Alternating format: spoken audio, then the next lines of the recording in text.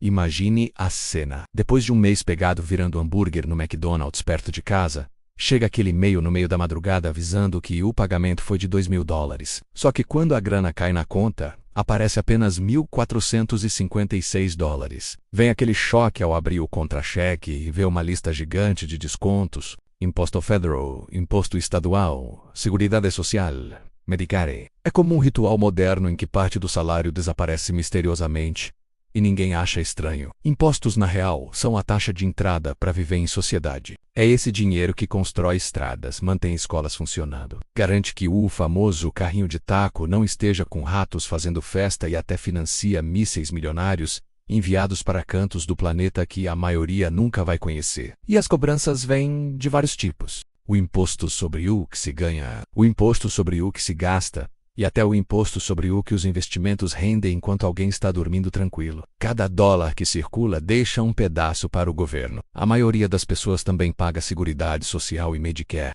A Seguridade Social funciona como uma poupança forçada para a aposentadoria, um dinheiro tirado agora que volta aos poucos quando a velhice chega. O Medicare é uma cobrança usada para bancar assistência de saúde para a gente mais velha ou para quem enfrenta problemas mais sérios. Aí chega o grande momento de fazer a declaração. A ironia é forte. O governo sabe exatamente quanto deve ser pago, mas prefere que o cidadão tente adivinhar. Se a conta bate, tudo certo. Se não bater, começa a dor de cabeça. Tem gente que paga a cada poucos meses, outros preferem resolver uma vez por ano, e sempre existem aqueles que ignoram tudo e acabam virando matéria de documentário. Mesmo com toda essa chatice, não dá para dizer que tudo é ruim. Em vários países, lugares com impostos mais altos geralmente oferecem qualidade de vida bem melhor em praticamente todas as áreas. Parece estranho, mas a cobrança pesada muitas vezes anda junto com um padrão de vida mais alto. Agora pensa na situação clássica de entrar em um banco. A pessoa entrega o dinheiro para o atendente, vê ele contar tudo direitinho, recebe um sorriso e sai achando que aquela grana está trancada em um cofre gigante, guardada com toda a segurança do mundo. Só que isso é praticamente uma fantasia. Aquele dinheiro não fica parado nem por um minuto. Muita gente imagina banco como um enorme baú de tesouro. Mas no fundo, eles funcionam como intermediários que conectam quem tem dinheiro com quem precisa de empréstimo. Quando alguém deposita $1.000, o banco guarda apenas uma pequena parte e empresta o restante para outra pessoa que decidiu comprar um jet ski do nada. Esse mecanismo é chamado de sistema de reserva fracionada, uma estratégia baseada na ideia de que quase ninguém vai aparecer pedindo todo o saldo no mesmo dia. O sistema roda bem até acontecer algo parecido com a crise de 2008, quando multidões correram para sacar tudo, derrubando bancos como peças de dominó. A forma como os bancos faturam é muito direta. Eles usam o dinheiro dos clientes para emprestar a outras pessoas e cobram juros bem mais altos do que pagam para quem deixou o dinheiro lá parado. Pronto, esse é o modelo de negócio. De um lado, quem deposita se torna a fonte do dinheiro. Do outro lado, quem pega empréstimo é a demanda. Para convencer as pessoas a deixarem o dinheiro lá, os bancos oferecem conveniência, facilidade para movimentar a conta e a sensação de segurança que ninguém teria escondendo notas em uma gaveta. Outro motivo para tanta confiança é que em muitos países o governo garante a proteção de depósitos até um certo valor. Nos Estados Unidos, por exemplo, a garantia chega a $250 mil por pessoa. Ou seja, mesmo que tudo desmorone, existe a promessa de que esse valor estará seguro. Essa garantia dá uma tranquilidade enorme para quem tem medo de perder suas economias por causa de alguma crise inesperada. Por isso, mesmo que muita gente ache que o banco está apenas guardando dinheiro, o que realmente acontece é um grande fluxo invisível de dinheiro indo e voltando, sendo emprestado, devolvido, reinvestido. É quase como um motor que nunca para de girar, sempre tentando equilibrar a confiança das pessoas com a necessidade de fazer o sistema funcionar. Agora entra um conceito que mexe com o bolso de todo mundo, os famosos juros. Imagina alguém pegando emprestado $1.000 e depois precisando devolver $1.280. A diferença é o preço cobrado por usar o dinheiro de outra pessoa. Os juros são como uma espécie de aluguel que o dinheiro cobra para ficar na mão de alguém. Para quem pega emprestado, é o custo de usar esse dinheiro. Para quem empresta ou investe, é o retorno por esperar. Existem dois jeitos principais de calcular esse retorno. O primeiro é o juro simples, que funciona como uma taxa fixa. Já o juro composto é aquela versão cheia de efeitos especiais. Nele, cada dólar que rendeu passa a render mais dólares, criando um efeito bola de neve. Assim, uma dívida pequena pode virar um pesadelo quando alguém deixa de pagar o cartão de crédito com uma taxa de 20% ao ano. Um burrito de $12 acaba virando um arrependimento de $50 sem a pessoa perceber. Mas esse mesmo mecanismo que transforma dívidas em incêndios financeiros também pode fazer milagres para quem investe. Colocar dinheiro em algo que rende 7% ao ano e deixar o tempo trabalhar pode dobrar, triplicar e até multiplicar várias vezes o valor inicial. É por isso que tanta gente fala que juros compostos são como um código secreto da riqueza. Com tempo e paciência, pequenos valores viram quantias enormes. Os juros são uma força silenciosa que funciona nos dois extremos. No lado das dívidas, transformam pequenos deslizes em grandes problemas. No lado dos investimentos, transformam pequenos ganhos em grandes conquistas. O segredo está em saber em qual lado da mesa a pessoa quer ficar. Se estiver pagando juros, o ideal é eliminar o mais rápido possível. Se estiver ganhando juros, o truque é deixar o dinheiro quieto, bem alimentado e com tempo para crescer. No fim das contas, os juros podem ser o pior inimigo ou o melhor funcionário não remunerado. Tudo depende de quem está coletando o dinheiro. Essa diferença muda completamente o rumo financeiro de qualquer pessoa e define quem vai passar perto e quem vai colher resultados no futuro. Agora imagina comprar um simples salgadinho, abrir o pacote e perceber que parece que alguém já comeu metade. Para piorar, o preço está bem mais alto do que da última vez. Isso é o efeito da inflação. A inflação acontece quando o dinheiro vai perdendo valor aos poucos. Nada explode de um dia para o outro, é uma erosão lenta. Uma nota de $5 continua sendo uma nota de $5.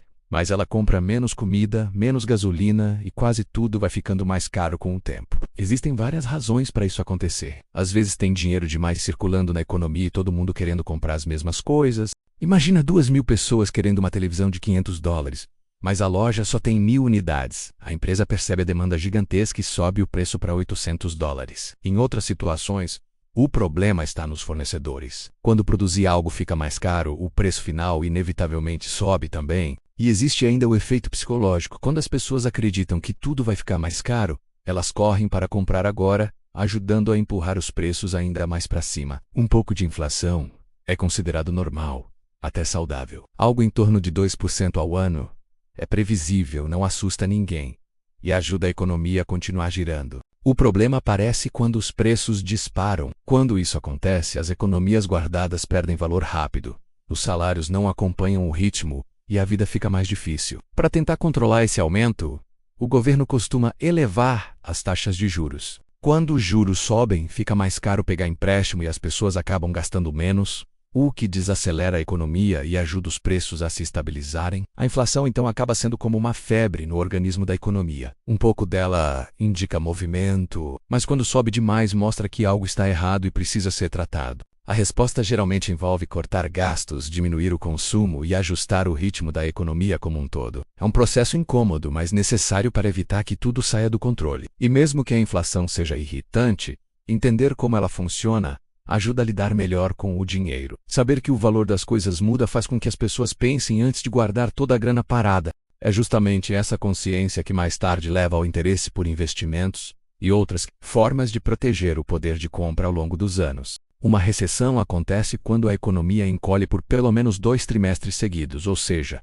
cerca de 6 meses de problemas acumulados. Tudo parece normal até que de repente começam os cortes de funcionários, as empresas seguram gastos e o clima muda. A pessoa que estava planejando uma viagem vê o orçamento desaparecer, o mercado financeiro desce ladeira abaixo e o país inteiro entra em modo de cautela, comprando apenas o essencial. As causas de uma recessão podem ser variadas. Juros altos demais tornam empréstimos caros e afastam consumidores e empresas. Crises globais como guerras, pandemias ou até acidentes gigantescos no comércio podem travar cadeias de produção. E às vezes é apenas o ciclo econômico natural funcionando. A economia vive como uma festa. Tem o momento da alegria, o pico da animação e depois a hora da ressaca, quando as luzes acendem e todo mundo percebe que exagerou. Durante uma recessão, o impacto é sentido de todos os lados. Empresas cortam funcionários para sobreviver, pessoas guardam cada centavo e investimentos ficam mais arriscados. O clima geral muda para algo mais tenso, mais silencioso. Até a música do dia a dia parece desacelerar. A economia, que antes corria, agora anda devagarinho tentando se equilibrar, mas recessões não duram para sempre. Governos tentam reaquecer a economia baixando juros, liberando incentivos ou reduzindo impostos. Às vezes funciona rapidamente, às vezes leva mais tempo. O que sempre acontece é que quando as pessoas voltam a consumir, as empresas respiram e o motor econômico volta a rodar. É um ciclo doloroso, mas faz parte da estrutura que mantém tudo funcionando a longo prazo. Quando tudo melhora, a economia cresce, empregos voltam e a confiança reaparece. Só que as marcas permanecem. Quem viveu uma recessão nunca esquece a sensação de incerteza, e por isso muitas pessoas passam a planejar melhor o futuro, guardar mais dinheiro e pensar com mais calma antes de gastar. A recessão, apesar de dura, costuma deixar lições valiosas. Um score de crédito funciona como aquele algoritmo misterioso que sabe mais sobre a vida financeira de uma pessoa do que a própria mãe dela. É um número de 3 dígitos que define se alguém consegue financiar uma casa, comprar um carro, ou se vai acabar pagando juros absurdos e uma televisão nova. Esse número não mede riqueza, mede confiança. É a forma que os bancos usam para responder à pergunta: será que esta pessoa vai realmente me pagar de volta? A pontuação varia geralmente entre 300 e 850. Abaixo de 580, o sinal vermelho acende para qualquer instituição financeira. Acima de 750, a pessoa vira praticamente uma celebridade do crédito. Alguém visto como confiável e responsável. A maioria da população acaba ficando no meio do caminho, com notas entre 640 e 790, navegando entre aprovação e reprovação dependendo da situação. O cálculo desse score leva em conta vários fatores. O mais importante é o histórico de pagamentos, onde cada atraso deixa uma mancha difícil de apagar. Depois vem a utilização do crédito, que mostra o quanto do limite está sendo usado. Também existe a idade do crédito, que representa há quanto tempo as contas estão abertas. Tem uma mistura de tipos de crédito como cartões, empréstimos e financiamentos também ajuda. E claro, muitas solicitações recentes podem derrubar o score rapidamente. Para melhorar essa pontuação, o básico é fazer os pagamentos antes do prazo e evitar entrar no período de atraso. Cada escorregada nessa parte pode reduzir bastante o número final. É preciso também manter uma boa distância do limite total do cartão, mostrando que existe controle sobre o próprio dinheiro. O score, de certa forma, age como um cachorro treinado. Se for bem cuidado, ajuda a abrir portas. Se for ignorado, vira um problema enorme. O curioso é que alguém pode não ter nenhuma dívida e mesmo assim ter um score ruim. Sem histórico, os bancos não sabem como essa pessoa se comporta financeiramente. Ou seja, o sistema pode até parecer injusto, mas quando se aprende as regras do jogo, é possível virar o jogo a favor e conseguir crédito com condições muito melhores. A parte curiosa sobre dinheiro e moeda é que no fundo nada disso é realmente real no sentido físico. O ser humano criou o conceito de dinheiro como uma forma de facilitar trocas, organizar sociedades e fazer tudo funcionar de maneira mais prática. A grande verdade é que não existe muita diferença entre uma nota de dólar e uma moeda digital como o Bitcoin. As pessoas simplesmente acreditam que uma nota vale mais, e é essa crença coletiva que sustenta o sistema. Da mesma forma, não existe diferença entre uma nota e um pedaço de madeira, exceto pelo fato de que a sociedade decidiu que a nota tem valor e o pedaço de madeira não tem. O valor não está no objeto em si, mas no acordo que todo mundo fez de que aquele símbolo representa algo que pode ser trocado por bens e serviços. É uma construção social gigantesca baseada em confiança, hábito e tradição. Na prática, o funcionamento da moeda depende de alguns pilares. O governo imprime o dinheiro, os bancos centrais regulam quanto pode circular, e as pessoas usam esse dinheiro para comprar e vender coisas no dia a dia. Essa regulação existe porque, se o governo resolver imprimir demais, o valor da moeda despenca e a famosa inflação dispara, transformando o dinheiro em algo tão útil quanto notas de jogo de tabuleiro. Se imprimir de menos, ninguém consegue comprar nada e a economia trava. Por isso, a quantidade de dinheiro precisa ser controlada com muito cuidado. É um equilíbrio constante entre ter o suficiente para movimentar a economia, mas não tanto a ponto de desvalorizar tudo. As pessoas confiam nessa estrutura porque até agora ela funciona. E enquanto a confiança existir, a moeda continua valendo alguma coisa. No fim das contas, o dinheiro é apenas uma ferramenta construída pela sociedade para facilitar a vida. O valor dele depende completamente da crença coletiva. Se um dia todo mundo concordasse que uma pedra brilhante ou uma folha dourada vale mais do que notas de papel, rapidamente surgiria um novo sistema econômico baseado nisso. O dinheiro vive de confiança, e sem confiança ele vira apenas papel colorido. Depois de entender como o dinheiro perde valor ao longo do tempo, fica claro por que tanta gente fala de investimentos. Investir é basicamente transformar o dinheiro parado em algo que trabalha. Em vez de trocar horas de vida por salário, a pessoa passa a trocar dinheiro por mais dinheiro. É como colocar pequenas sementes no chão e deixar o tempo cuidar do crescimento. Só que, como tudo que envolve ganho, existe risco na jogada. Os tipos mais comuns de investimento são bem conhecidos. As ações representam pequenos pedaços de empresas, e quando esses negócios crescem, quem tem esses pedaços ganha junto. Os títulos funcionam como empréstimos para governos ou empresas, que devolvem o valor com juros. Já os fundos reúnem várias ações e títulos ao mesmo tempo, criando uma espécie de cesta que reduz os riscos. Imóveis também entram no jogo, oferecendo a chance de ganhar com aluguel, ou com a valorização do terreno e da construção. A ideia por trás dos investimentos não é acertar um golpe de sorte, é jogar no longo prazo, diversificando e tendo paciência. Muitas das pessoas mais ricas do mundo não ficaram ricas da noite para o dia. Elas deixaram o tempo trabalhar. 30 anos de juros compostos podem transformar pequenos valores em algo enorme. É quase como assistir um cogumelo crescendo lentamente até virar uma árvore gigante. Claro que não existe investimento sem risco. A bolsa sobe, a bolsa cai. Imóveis valorizam, imóveis desvalorizam. Títulos ficam mais atrativos em alguns períodos e piores em outros. Mas no fim das contas, o verdadeiro perigo não está em perder dinheiro em um investimento ruim. O maior risco é nunca investir e ver a inflação corroer cada centavo guardado, como um cupim silencioso destruindo tudo por dentro. Investir é um movimento de proteção e de crescimento ao mesmo tempo. É a estratégia que impede o dinheiro de ser engolido pelo tempo e transforma o futuro em algo mais confortável. E quanto mais cedo alguém começa, mais tempo a mágica dos juros compostos tem para fazer efeito. É por isso que tanta gente insiste tanto nesse assunto.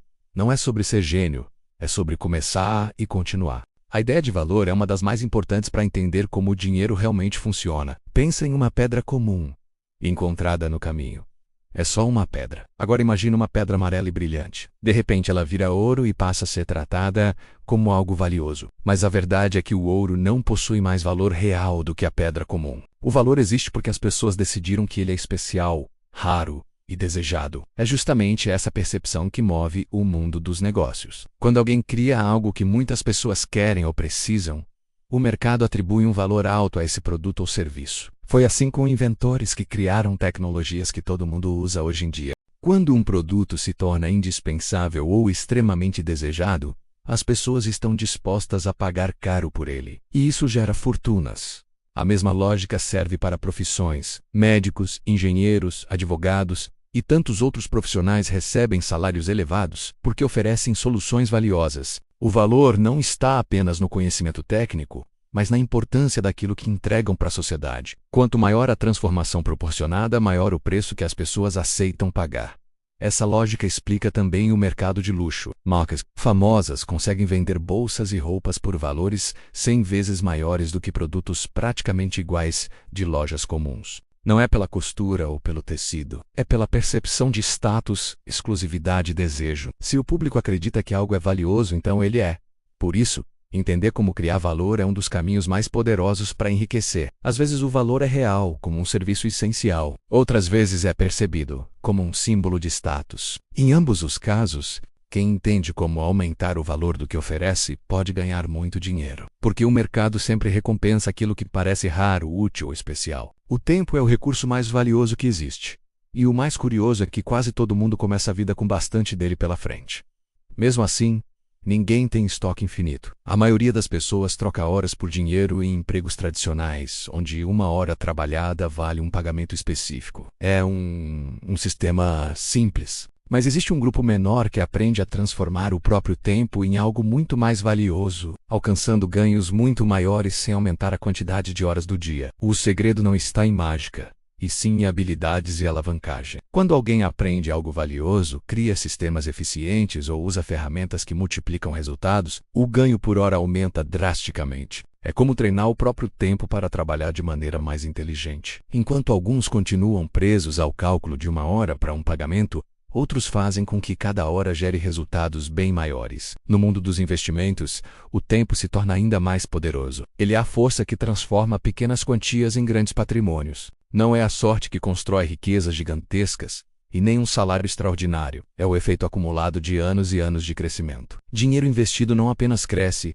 ele se multiplica primeiro devagar, depois mais rápido, até se tornar algo muito maior do que parecia possível no começo. É por isso que pessoas comuns, com salários simples, conseguem chegar à aposentadoria com um patrimônio que impressiona. Elas não trapacearam o sistema, apenas usaram o próprio sistema a favor delas. Colocaram o dinheiro para trabalhar cedo, deixaram o tempo agir, e foram pacientes o suficiente para não interromper o processo. O tempo faz seu trabalho de forma silenciosa, mas extremamente eficiente. No fim das contas, o tempo é o maior aliado de quem quer construir riqueza e o maior inimigo de quem ignora essa realidade. Cada minuto que passa pode estar trabalhando para alguém ou contra alguém. Usar esse recurso da maneira certa, investindo, aprendendo e criando valor, transforma completamente o futuro financeiro. E esse é o verdadeiro diferencial entre quem apenas sobrevive e quem prospera de verdade. Depois de passar por esse passeio gigante pelo universo do dinheiro, fica uma coisa clara: entender como tudo isso funciona não é só um plus, é quase um superpoder. Porque no fim das contas, cada decisão financeira, pequena ou grande, constrói o caminho para o futuro. E esse futuro pode ser cheio de sufoco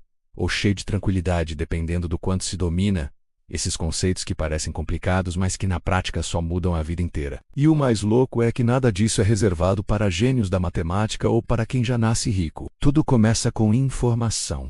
Entender como os impostos funcionam, como os bancos realmente usam o dinheiro que recebem, como os juros trabalham contra ou a favor de quem sabe usá-los, e como a inflação corrói tudo quando passa despercebida. Entender recessões ajuda a não entrar em pânico nos momentos difíceis. Compreender crédito evita armadilhas que atrasam a vida. Perceber que o dinheiro só existe porque todo mundo acredita nele abre a mente para enxergar possibilidades. E, acima de tudo, entender valor e tempo muda completamente a forma de construir riqueza. No final de tudo, existe um ponto comum entre impostos, bancos, juros, inflação, recessões, crédito, investimentos, valor e tempo.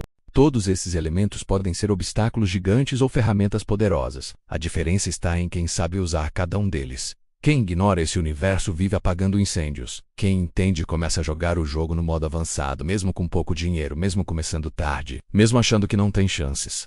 Porque não é sobre ser perfeito, é sobre enxergar o tabuleiro inteiro. E a verdade é simples: o mundo financeiro não espera ninguém. Os preços sobem, os juros continuam rodando, os bancos continuam emprestando, a moeda segue mudando de valor.